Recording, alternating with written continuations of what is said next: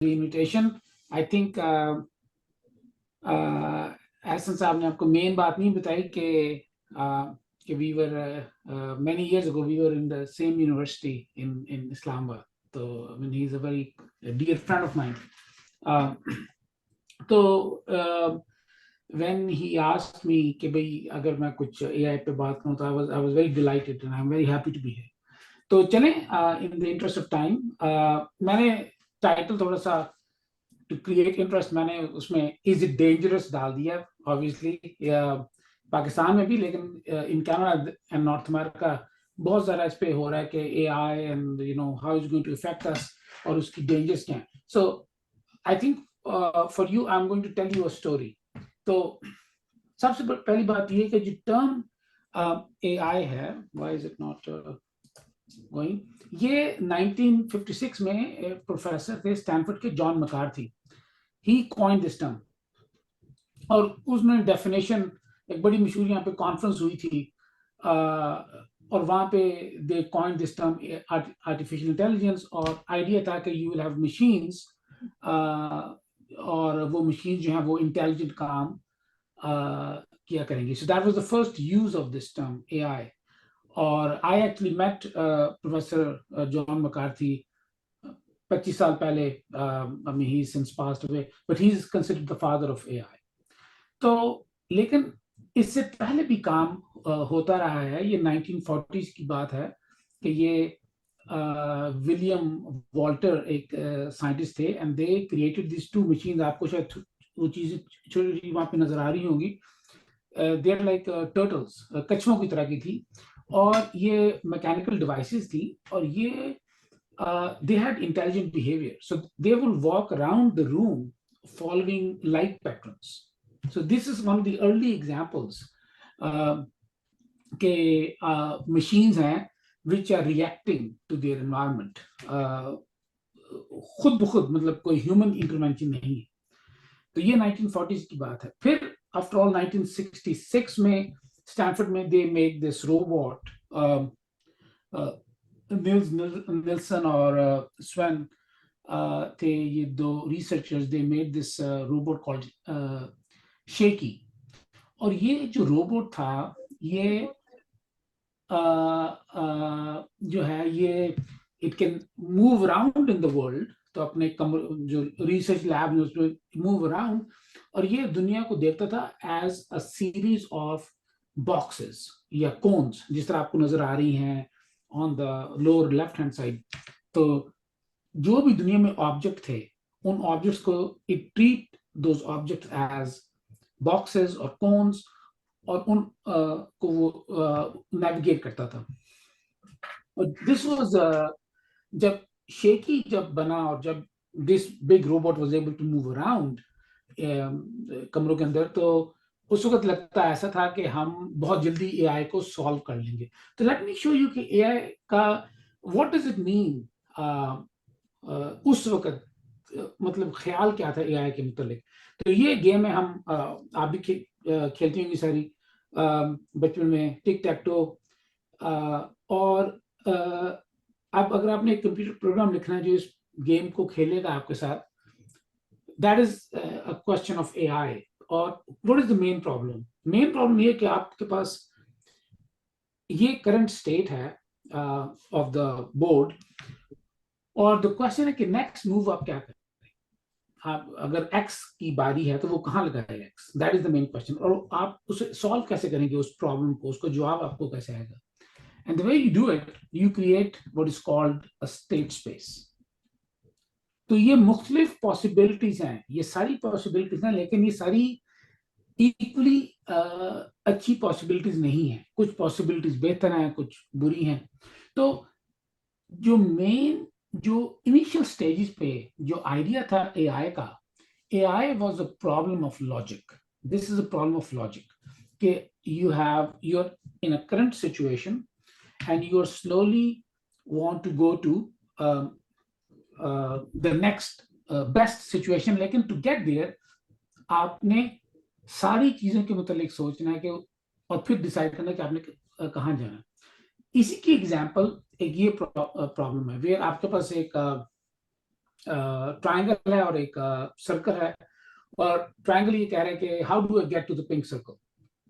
अब ये जो प्रॉब्लम है, ये प्रॉब्लम बड़ी कॉमन है। अगर आपने गूगल मैप यूज किया है, या जब भी आप स्कूल से घर जाते हो या घर से स्कूल आते हो, this is the problem you are actually solving. और हम इसको कैसे सॉल्व करेंगे, ये भी अगर आप सॉल्व करेंगे तो you will try to create what is called some kind of a grid होगी, और उस ग्रिड के ऊपर फिर आपकी एक स्टेट स्पेस बनेगी, just like tic tac toe की जो गेम है, बिल्कुल उसी तरह की एक स्टेट स्पेस बनेगी। और उस स्टेट स्पेस में you are going to find कि भाई कि मैं ये स्टेप लूंगा, and after taking the steps I will get to the location of the जो पिंक सर्कल है। सो ये लॉजिक का आइडिया बड़ा अहम है, और स्टेट स्पेस का आइडिया बहुत अहम है। और ये इतनी कामयाब चीज है कि इसमें 1997 में कैस्परोव एक रशियन चेस ग्रैंड मास्टर था, and he had a game with Deep Blue IBM का कंप्यूटर था, और बड़ा फेमस मैच था। और इस वक्त in the current state computers are more they can beat grandmasters, they're very very powerful। तो ये 97 की बात है जब डीप मास्टर, और इसमें state space, to give you an idea, ये कंप्यूटर इतना पावरफुल था कि ये about 2000 million positions per second ये इवैल्यूएट करता था। तो इमेजिन करें कि आप टिक टॉक टो खेल रहे हैं, and you have 6 possible positions, और आपने हर पोजीशन को इवैल्यूएट करना है। In this case 200,000 million position को इवैल्यूएट कर रहा था ये। तो ये वही इशू वही है जो टिक टैक टो का था, लेकिन स्केल का फर्क है। अगर आपको मैं मिसाल देता हूँ कि ये आप स्टेट स्पेस को आप देख रहे हैं, अगर आपकी गेम ऑफ चेस है, उसकी स्टेट स्पेस है, उसकी स्टेट स्पेस का जो साइज है वो 10 टू द पावर 50 है। 10 टू द पावर 50 का मतलब है कि एक के बाद 50 0। So that's a very large number actually. ये पॉसिबल स्टेट है। तो अगर कंप्यूटर ने चेस की एक मूव करनी है, उसने इस सारी स्पेसेस को इवैल्यूएट करना है किस तरह, right? It's not an easy thing. एक और गेम है, शायद आपने खेली हो या सुना हो उसके मुतालिक। इसे गेम है, उसका नाम है गो। उस गेम का नाम वो जो गो गेम है, उसकी state space 10 to the power 170 है, एक के बाद 170 सिफर। ये नंबर इतना ज्यादा है कि जो नोन यूनिवर्स है उसके अंदर number of atoms 10 to power 80 है। So to give you an idea of why AI is so difficult, human beings, हम तो for one reason or the other, हम तो we are able to deal with this state space in a miraculous manner। मतलब हम तो immediately decide कर लेते हैं, चीजें कर सकते हैं। लेकिन when you're making algorithms, this is the state space that you have to evaluate। और आप इमेजिन करें कि आपका एक कंप्यूटर है which has to evaluate so many state spaces, और जो नंबर ऑफ एटम्स है नोन यूनिवर्स में वो इस स्टेट स्पेस से कम है। So this is an issue of scale. तो जब लोगों को ये इस चीज का अंदाजा हुआ, लोगों ने कहा नहीं, AI must be something else. ये तो इट इज नॉट पॉसिबल कि human beings are able to do this, कि हम तो ये नहीं कर सकते। तो फिर हम कैसे इंटेलिजेंट हैं? हम how are we able to, मतलब हम एक जगह से दूसरी जगह जा भी सकते हैं, हम चेस भी खेलते हैं, हम गो भी खेलते हैं। So clearly we are not doing this, we are doing something else. So what are we doing? तो ये नासा ने इन अर्ली 2000 ये इन्होंने मार्स के ऊपर ना कुछ रोवर भेजे थे to collect samples, do some experiments.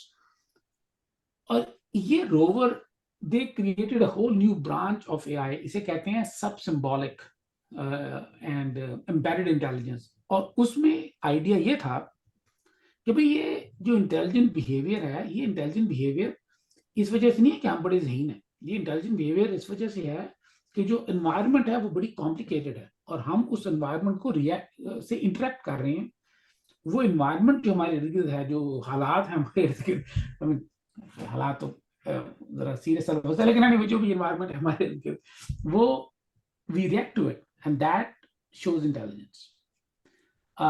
और ये it is very similar idea कि जो मैंने आपको पहले वो दो कछुए दिखाए थे फ्रॉम वॉल्टर फ्रॉम 1940s, ये बिल्कुल वही आइडिया है कि भाई इंटेलिजेंट बिहेवियर जो हमें लगता है, जब हम चीज को देखते हैं और वो लगता है कि यार ये तो बड़ा इंटेलिजेंट है, वो रिएक्ट कर रहा है सिर्फ चीजों को।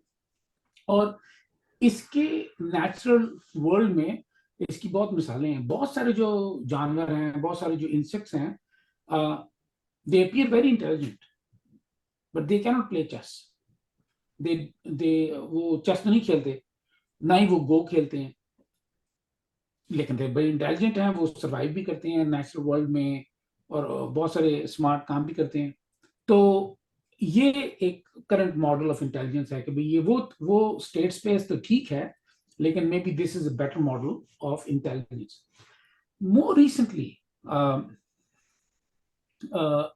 आई थिंक 2000 एंड आप समझ लो कि 2012 में तो it's a big big event जब वो डीप लर्निंग आ गई।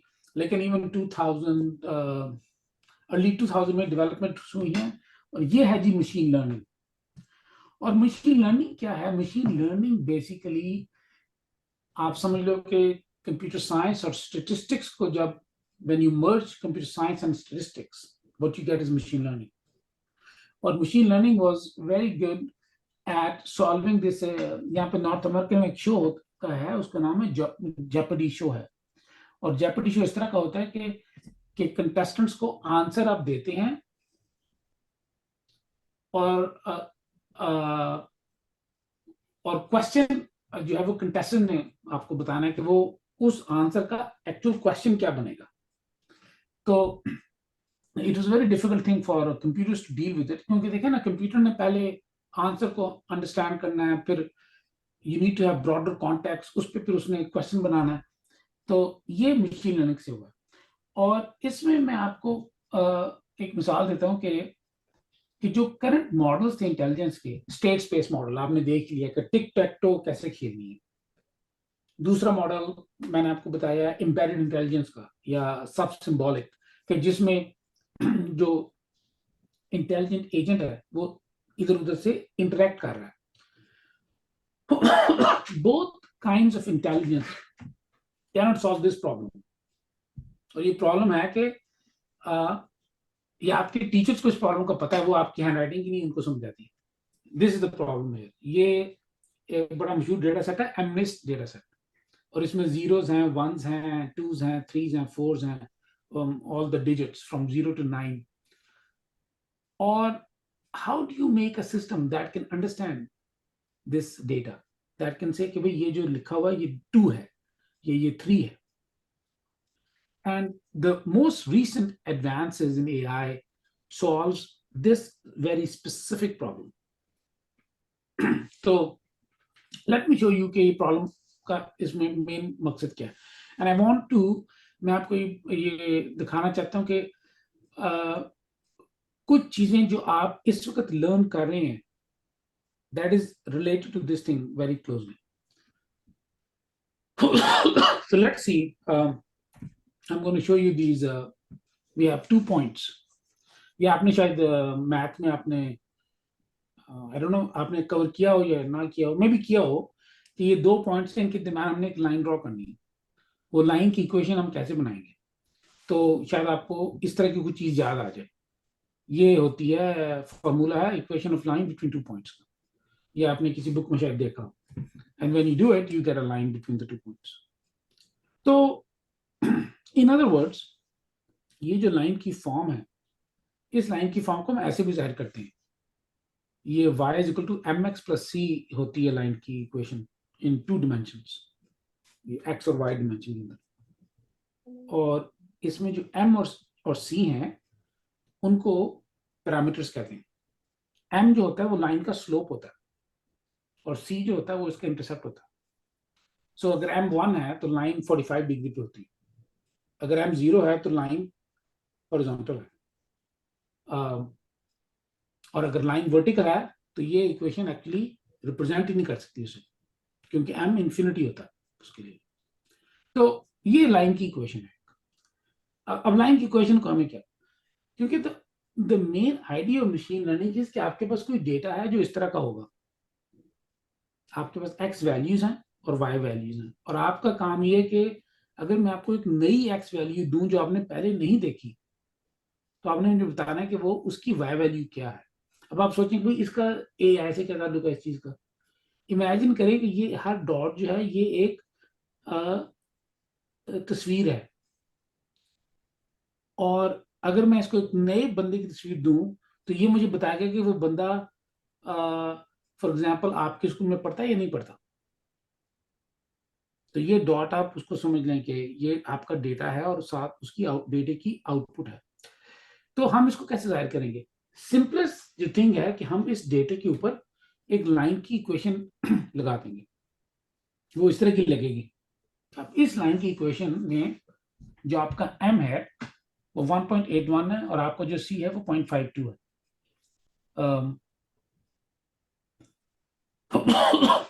अब जब लाइन की इक्वेशन लग गई, अब आप इजीली कोई भी वैल्यू x की मुझे दे दें, मैं आपको y की वैल्यू दे सकता हूँ, and that is deep learning in that is not exactly, इसको कहते हैं रिग्रेशन एक्चुअली, लेकिन बहरहाल डीप लर्निंग इससे रिलेटेड है काफी। और ये अभी तो मैं एक्स वाई दिखा रहा हूँ ना, ये एक्स जो है वो हो सकता है लेवल ऑफ एजुकेशन हो, और वाई हो सकता है आपकी इनकम हो, कि कितना आपने पढ़ा है और आपकी इनकम क्या होगी। और ये लाइन आपको बताएगी कि आप कितना पढ़ें तो कितनी इनकम है।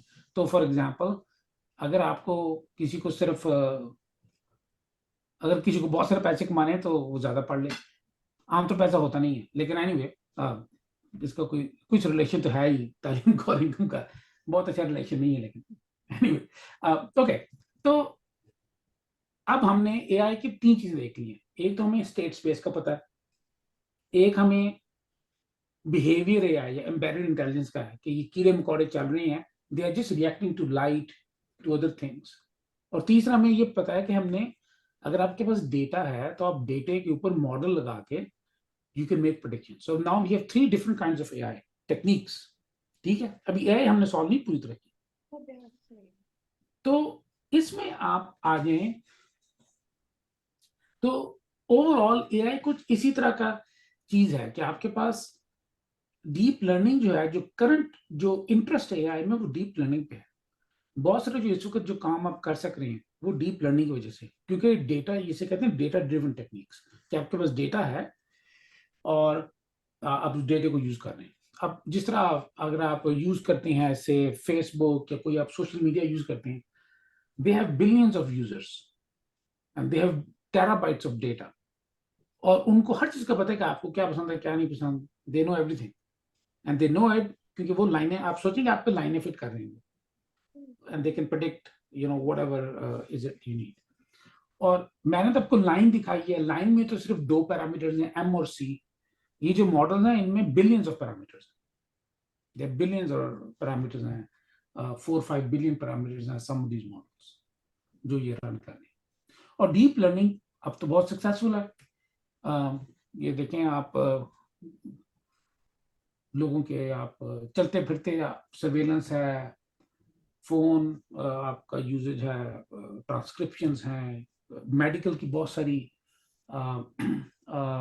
एप्लीकेशंस हैं, कैंसर रिसर्च है, आपका एनवायरमेंटल मॉडलिंग है, बहुत ज्यादा हाइपरस्पेक्ट्रल डेटा है।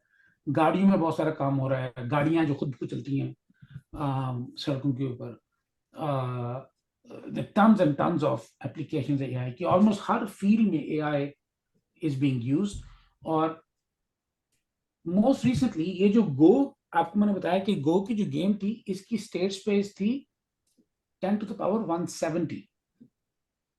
और लेकिन हमने जो एआई को हमने जब कंबाइन किया है पुरानी एआई को और बिल्कुल नई जो डीप लर्निंग एआई को, when we combine them, we now have something called AlphaGo that can play better Go than humans.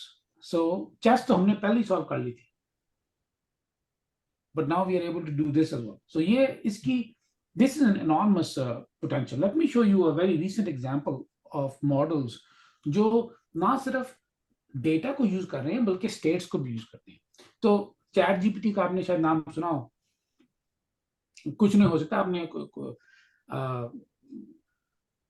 Chat GPT को को यूज जरूर करें, लेकिन नकल ना करें उससे, उसका कोई फायदा नहीं है। Let me show you. तो मैंने चैट जीपीटी को इस टॉक के लिए मैंने उसके साथ कुछ बातें की।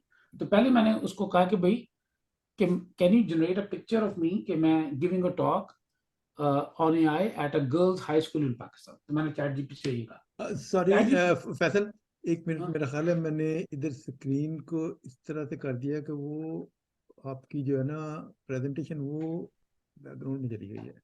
हाँ चले, चाहिए, ठीक, सॉरी। होगी, चल, ओके, हाँ हो गया, ठीक है। थैंक तो चैट जीपीटी ने मुझे जवाब दिया कि sure I can create that image for you, लेकिन मुझे अपने मतलब बताओ कि तुम्हारी शक्ल कैसी है और हेयर कलर क्या है, और यानी कपड़े तुमने जो पहने हुए हैं, मतलब तुम्हारी की प्रेफरेंस है, बैकग्राउंड बैकग्राउंड। तो मैंने कहा कि ये टू मच इन्फॉर्मेशन, मैंने कहा ये तो बहुत लंबा हो गया। मैंने कहा आई एम साउथ एशियन, कि भी मैं पाकिस्तानी हूँ, इस तरह का। तो उस पे उसने कहा कि अच्छा, उसने कहा नहीं मुझे थोड़ी और चीजें बताओ कि तुम्हारे बालों का रंग क्या है, तो और कितने लंबे बाल। मैंने कहा ब्लैक एंड शॉर्ट है, ब्लैक पूरी तरह नहीं है लेकिन बाहर। अब मैं उसे क्या कहूँ कि कुछ ब्लैक है कुछ व्हाइट है, दैट्स टू मच। मैंने कहा चलो ब्लैक, ओके फाइन। और उसने ये तस्वीर मुझे दे दी। अब उसने ये तस्वीर भेज दी, उसने कहा वो ये है, ऐसे तुम ऐसे लगते हो। तो फिर मैंने कहा अच्छा ओह ये तो ठीक नहीं हुआ। मैंने कहा सॉरी, मैं भूल गया, मैं इसमें एक लड़का हूँ, I am a man, I am not a woman. उसने मुझे ये तस्वीर दे दी। उसने कहा अच्छा कोई बात नहीं। उसने एक और तस्वीर मुझे बना दी। तो किधर गई मेरी तस्वीर?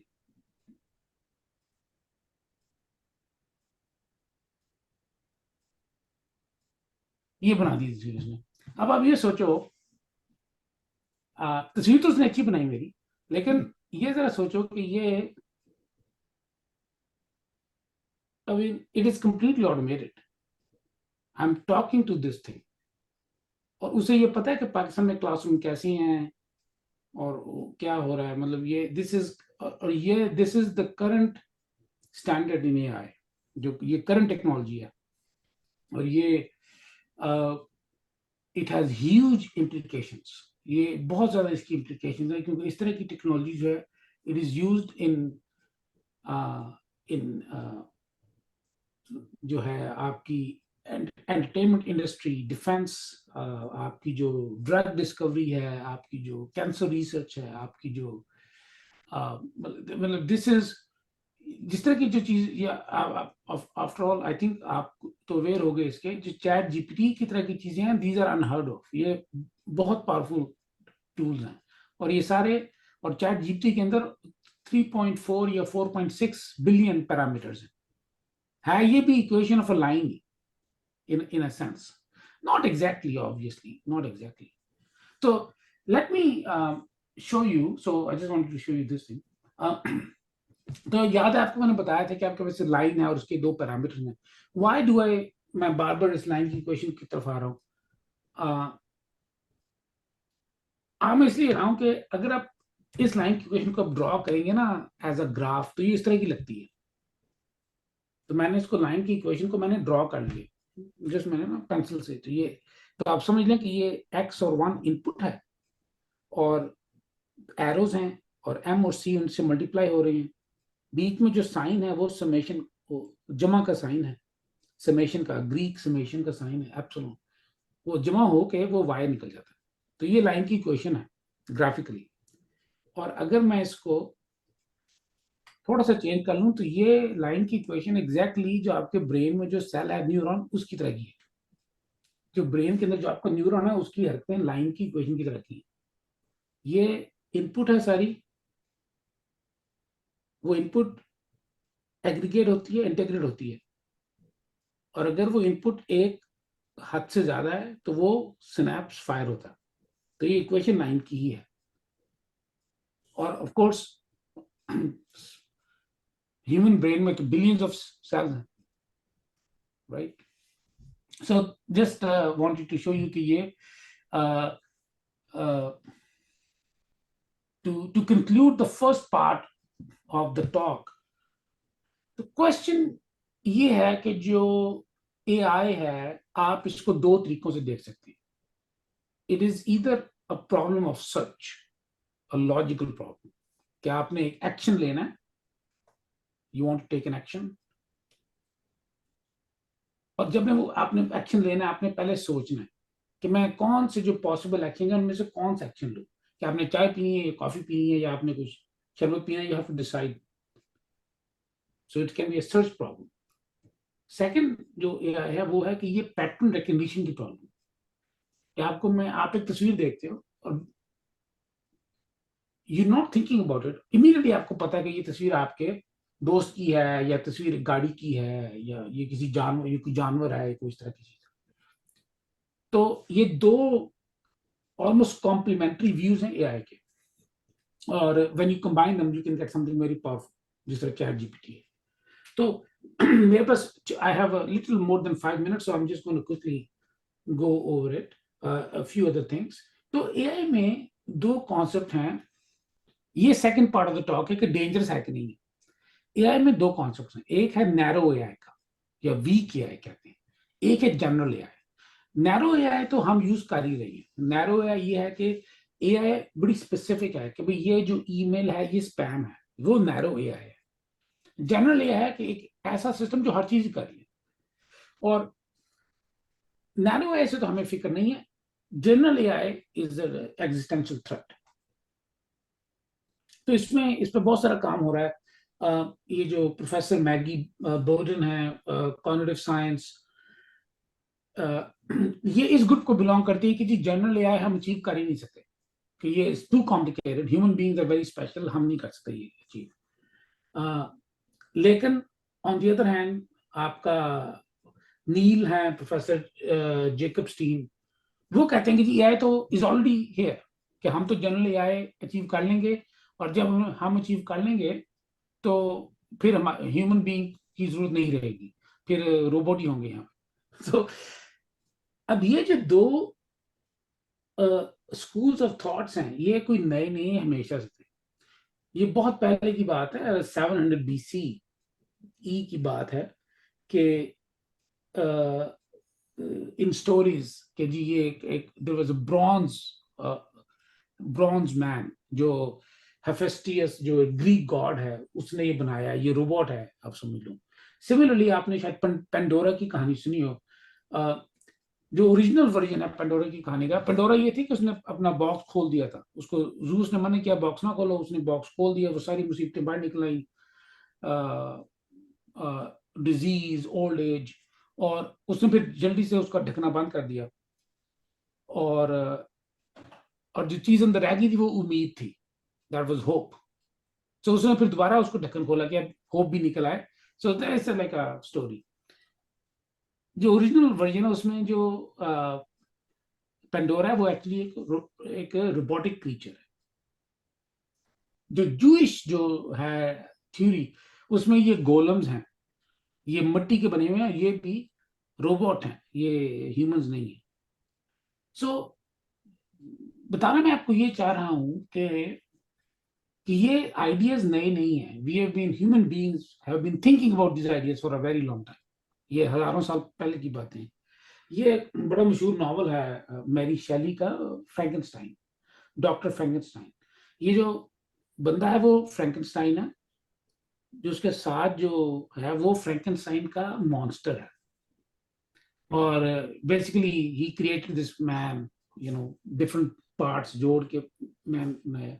फिर एक बड़ी इसमें भी एक कॉन्सेप्ट वही है कि रीएनिमेशन का कॉन्सेप्ट है, कि इंटेलिजेंट एजेंट बनाया। इसमें एक फिल्म है 1927 की, जर्मन मूवी है, the early stages of cinema में, उसे कहते हैं मेट्रोपोलिस। और मेट्रोपोलिस का भी कॉन्सेप्ट ये है कि वहां पे एक देयर इज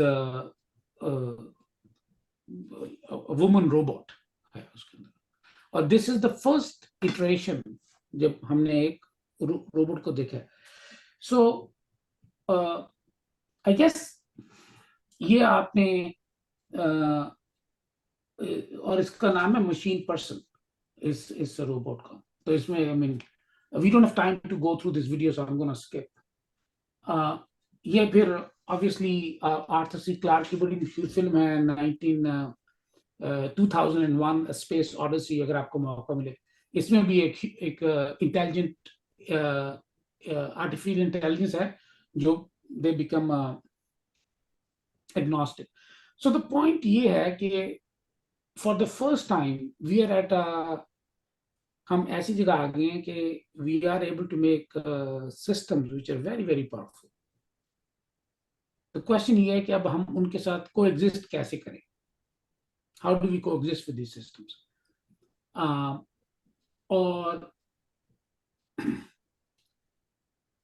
एआई ये हमारे लिए अच्छी होगी या बड़ी बुरी होगी हमारे लिए, इस पे काफी बहस चल रही है कि हम करें तो क्या करें इस वक्त. ये भी है कि जो इवन जो वो तो हमने ये तो जनरल एआई है. ये तो मैंने आपको चीजें ऐसी बताई हैं कि ऐसी कोई एआई जो बिल्कुल ह्यूमन की तरह की हो. रोबोट्स हैं जो हर काम कर सकते हैं. What about narrow AI. क्या नैरो एआई अच्छी है या नैरो एआई बुरी है. इसमें भी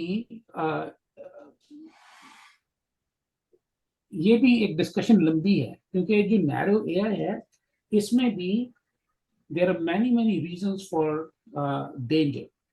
इंसानों को काफी नुकसान पहुंच सकता है. फॉर एग्जाम्पल आपको मैंने ये बताया कि ये जो मॉडल है ये आपको बताता है कि आपकी कितनी एजुकेशन होगी तो इनकम क्या होगी. ये तो बड़ा अच्छा मॉडल है. ये तो आपको बता रहा है कि आप ज्यादा पढ़ेंगे तो आप ज्यादा कमाएंगे. लेकिन अगर मॉडल इस तरह का हो जो आपको बताएगा अगर आप गोरे हैं तो आपको ज्यादा लोन मिलेगा, अगर आप काले हैं तो आपको लोन कम मिलेगा. तो एआई जो सिस्टम्स हैं उनमें मॉरल वैल्यूज नहीं होती. वो तो डेटा पे डिपेंड करता है. तो अगर आपका डेटे के अंदर प्रॉब्लम्स हैं तो एआई सिस्टम के अंदर भी वही प्रॉब्लम्स होंगी क्योंकि एआई सिस्टम तो डेटे को रिप्रेजेंट कर रहा है. मस्नूई ज़हानत के मौजूदा चैलेंजेस और हदूद क्या हैं और क्या इन पर काबू पाने के लिए तरक्की की ज़रूरत है? जी, अच्छा, वेरी गुड क्वेश्चन अगेन. तो तरक्की की जरूरत तो है. देखिए चैलेंजेस दो तरह के हैं. एक चैलेंज है टेक्निकल चैलेंजेस हैं और दूसरी तरफ चैलेंजेस हैं सोसाइटल चैलेंजेस. तो थिंक अबाउट टेक्निकल चैलेंजेस. देखें इस वक्त आप अगर स्कूल से बाहर जाए सारी गाड़ियां चल रही हैं, उन सारी गाड़ियों में ड्राइवर बैठे हुए हैं. इस वक्त हमारे पास ऐसी टेक्नोलॉजी नहीं है कि गाड़ियां खुद ब खुद चलें. बट इमेजिन करें कि जिसमें गाड़ियां खुद ब खुद चल रही हैं, एक्सीडेंट नहीं होते बिकॉज गाड़ियां तो इंसान तो जरा थक भी जाता है, कभी गाड़ी तेज भी चलाता है. तो हर कोई सेफ्टी भी हो गई, लोग थकते भी नहीं हैं, गाड़ियां खुद ब खुद चल रही हैं. तो वो तो टेक्निकल चैलेंज हो गया कि हम वो कैसे बनाएं वो गाड़ियां जो वो कर सकें. सोसाइटल चैलेंज ये है कि बहुत सारे लोगों की जो बरसरे रोजगार है वो गाड़ियां चलाते हैं. अगर गाड़ियां खुद ब खुद चलनी शुरू हो जाएंगी तो उनकी नौकरी का क्या बनेगा. तो सेकंड इश्यू. इस तरह आप दुकान में चले जाएं. अब कनाडा के अंदर बहुत सारी दुकानें हैं जहाँ पे कोई कैशियर है ही नहीं. आप चीजें जाके खरीदते हैं, वो मशीन होती है, आप उसको स्कैन करके और आप बाहर निकल आए. पाकिस्तान में भी ऐसी दुकानें होंगी. तो एक लिहाज से तो बहुत अच्छी बात है कि कैशियर की जॉब जरा बोरिंग सी है, तो आपको अब कैशियर नहीं बनना पड़ेगा, मशीनें ये काम कर लेंगी. लेकिन इसका सोशल इशू है. आफ्टर ऑल कैशियर, कुछ लोग तो कैशियर भी तो बनते हैं ना. आई मीन उनको भी उनकी तनख्वाहें अब कौन देगा. सो एआई के दो अहम चैलेंजेस जैसे मैंने आपको बताए हैं, टेक्निकल चैलेंज है और सोसाइटल चैलेंज है. और दोनों चैलेंजेस को करने के लिए तरक्की की जरूरत है, डेवलपमेंट की जरूरत है. और इसके लिए और एआई आफ्टर ऑल बहुत फायदेमंद चीज भी हो सकती है. इसके बहुत सारे फायदे भी हैं एआई के आफ्टर ऑल. तो आई गेस मेन क्वेश्चन ये है कि आप लोग क्या करें. और मेरा मशवरा ये कि आप लोग जितना पढ़ सकते हैं उतना पढ़ लें, अपने आप को इस काबिल बनाएं कि आप ना सिर्फ एआई के यूजर्स हों, आप एआई में कंट्रीब्यूट करें. यूजर तो आप एआई के हैं ही, बेशक आप वो चाहें या ना चाहें, क्योंकि आप जो सिस्टम यूज कर रहे हैं वो एआई उनमें है. जी. तो लेकिन आपका गोल ये है कि आप सिर्फ यूजर नहीं है चीजों के, आप प्रोड्यूसर्स हैं. कि आप नए नॉलेज क्रिएट करते हैं, आप नए सिस्टम डेवलप करते हैं, आप नए लॉ लेके आते हैं कि एआई जो है वो इंसानों की बेहतरी के लिए है। तो ये तो आपका काम है, मतलब सिर्फ आपका नहीं, आप सबका। रोजगार के मसाइल हो जाएंगे ना इंसानों के लिए। जी जी, ये एक बहुत बड़ा एक मसला है, क्योंकि बल्कि ये भी डिस्कस हो रही है कि इसे कहते हैं गारंटीड इनकम, और ये कि भाई हर आदमी को चाहे वो काम करे ना करे उसको इतने पैसे दे दें कि वो खाना खा सके। लेकिन एआई के ये मसले हैं इस तरह के कि अगर आप लॉज और रेगुलेशन नहीं लेके आएंगे जी सर। तो सोसाइटी में अनबैलेंस हो जाएगा। जो लोग एआई को एक्सप्लॉय कर सकते हैं वो तो बहुत अमीर हो जाएंगे, बाकी बेचारे पीछे रह जाएंगे। तो ये तो सोशल चैलेंज है। ये तो आप लोगों को आपकी ये बेसिकली हमारी जनरेशन से जो करना था कर दिया।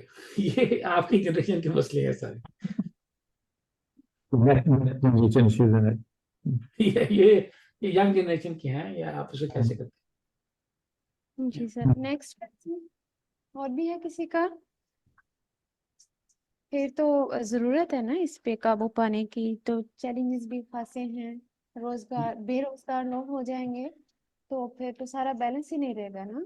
जी जी एक भी है ना, तो मतलब once we have the general intelligence machine, तो they can do anything, right? जी तो सारे काम जो इंसान करता है वो यही कर लेगी, राइट? तो फिर इंसानों के लिए तो काम आई डोंट नो। जी सर। फिर और फिर माशरे पे तो इसके अच्छे असरात नहीं मुरतब होंगे ना। इसमें अच्छे साथ भी डिपेंड, यही तो मैं है कि ये तो आप माशरे ने डिसाइड करना है कि लॉज क्या होंगे जो इसे कंट्रोल करेंगे। क्योंकि देखें एआई के फायदे देखें ना, मेडिकल डायग्नोस्टिक के अंदर एआई का बहुत बड़ा काम। जी सर। जो कैंसर रिसर्च है उसमें एआई का बहुत बड़ा काम है। और ये जी आप यहाँ पे आप कहते हैं, इसे कहते हैं पर्सनलाइज्ड मेडिसिन। इससे को तो होता ही कि हमें बुखार होता है, हमें कालपोल दे देते हैं। जी सर। लेकिन कालपोल कोई इंडिविजुअल बंदे पे टेस्ट नहीं हुई होती, ये तो ग्रुप पे टेस्ट हुई है। इनका ख्याल है कि हर बंदे पे एक ही तरह काम करती है, लेकिन वो दवाई हर बंदे पे एक तरह काम नहीं करती। अगर आपने पर्सनलाइज मेडिसिन करनी है तो वो तो हर बंदे को इंडिविजुअल, अगर इस बंदे को बुखार है तो उसे कालपोल दी जा रही है, अगर उसको हुआ तो उसे कुछ और दिया जा रहा है। वो एआई काम कर सकती है इस तरह। तो जी सर। एआई के बहुत फायदे हैं सोसाइटी के अंदर, ऐसी बात नहीं कि फायदे नहीं है। जी एआई सर। गाड़ियों को सेफ बना सकती है। जी सर। एआई बहुत सारी चीजों को ऑटोमेट कर सकती है। लेकिन आपकी बात बिल्कुल सही है कि अगर इसको केयरफुली इंप्लीमेंट नहीं करेंगे जी सर। फिर ठीक ठाक प्रॉब्लम होगी। यस, जी आपकी बात बिल्कुल सही है उस लिहाज से। Next question. और बेटा किसी का क्वेश्चन है तो सर से कर ले। जी।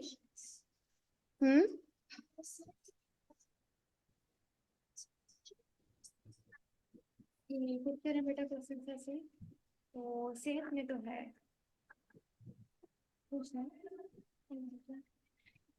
सेहत की देखभाल, नक्लो-हमल और तफरीह जैसे मुख्तलिफ शोबों में मस्नूई ज़हानत की मुख्तलिफ एप्लीकेशंस क्या हैं? इसमें ओके लेट्स सी, पहले आपने कहा सेहत के अंदर, सेहत में इसकी बहुत सारी डेवलपमेंट है। जिस तरह आपके सारी जो इमेजिंग टेक्नोलॉजी है, जिस तरह सीटी स्कैन हो गया, एक्सरे, तो अब एक्सरे का तो हमें पता ही है, एक्सरेज हैं, सीटी स्कैन्स है, एमआरआई है, अल्ट्रासाउंड है, बहुत सारे ये जो इमेजिंग है इसमें एआई का बहुत ताल्लुक है कि वो इमेजेस को इंटरप्रेट कर, जो डेटा है उसको इंटरप्रेट कैसे करते हैं। ये जो कोविड का एपिडेमिक था, इसमें भी एआई का बड़ा हाल था कि कोविड मूव कैसे कर रहा है दुनिया के अंदर। सो सेहत के अंदर इसके बहुत सारे एप्लीकेशन है एआई के। दूसरा आपने कहा नकलो हमल विच इज ट्रांसपोर्टेशन। तो जी सर। उसमें नकलो हमल में देखे ना आपकी अब मैं कुछ महीना पहले मैं स्पेन में था, तो मैं एक ट्रेन में बैठा हुआ था। वो ट्रेन 300 किलोमीटर की रफ्तार पे चल रही थी, और उसमें वो इतनी तेज चल रही थी कि उसमें आदमी उसे कुछ नहीं करता, वो एआई काम उसे कंट्रोल करती है, उसकी ब्रेकिंग, उसकी स्पीडिंग, हर चीज। तो जी सर। अगेन उसमें बहुत ताल्लुक है। और मुझे याद है कि 2 साल पहले मैं पाकिस्तान में था, और मैं पिंडी से लाहौर मैं चढ़ गया तेज गांव पे, या जो भी ट्रेन थी, वो 40 किलोमीटर की रफ्तार पे चल रही थी, और वो ऐसे लगता था कि अभी पटरी से उतरी कि अभी उतरी। तो जी एआई सर। ऑब्वियसली उसका एआई का बहुत सारा काम है। जी सर। नकल हमल में तीसरी आपने बात की तफरीह की। देखें, तफरीह में तो आपकी जो सारी फिल्में हैं, वो एआई तो उसमें बहुत सारी, मतलब ये बेशतर फिल्मों में तो हर चीज ही फेक है, वो सारा डिजिटल कंटेंट है। बड़ी बड़ी जंगें दिखा देते हैं, वो सारे वो एआई की एग्जांपल्स हैं। वो असल तो नहीं घोड़े दौड़ा रहे थे, जी हजारों, सर। मतलब फौजें जा रही हैं। कार्टून्स में आए, बहुत यूज होती है। तो ये देखिए, हॉलीवुड तो टेक्नोलॉजिकली बहुत एडवांस्ड है। ये जी सर। तो क्योंकि हॉलीवुड तो इवन 1920s के अंदर आपके सारे कैमरे, लाइटें, ये सारी चीजें वहां पे डेवलप हुई हैं। इवन जो जी वाईफाई है, जी सर। वो भी हॉलीवुड की बड़ी एक मशहूर एक्ट्रेस है, क्या नाम है उसका, ये उसका पैटर्न था एक, उसने हम्म। पैटर्न किया था। I don't remember the name of her. She's an actress. Anyway, तो AI, तो पॉइंट है कि सेहत में, नकलो हमल में, और ऑल्सो तफरी में एआई ना सिर्फ बहुत यूज हो रही है, बल्कि इसके और भी बहुत चांसेस। तो नकलो हमल में बहुत सारी जो ट्रेनें हैं, ऑटोनमस गाड़ियां हैं, ट्रक्स, ऑटोनमस गाड़ियां ऐसी गाड़ियां जो खुद ब खुद चलती हैं, ट्रक्स हैं जो खुद ब खुद चलते हैं, बहुत सारी जी ट्रेन हैं जो खुद ब खुद चलती हैं। जी सर। सेहत में तो उसके डायग्नोस्टिक टूल्स हैं बहुत सारे एआई के रिलेटेड। और जी। तफरी में आपको मैंने बताया कि ऑलमोस्ट कोई भी आप फिल्म देखें, अगर फिल्म में जंग है और घोड़े दौड़ रहे हैं, वो एआई के बने हुए हैं। जी सर।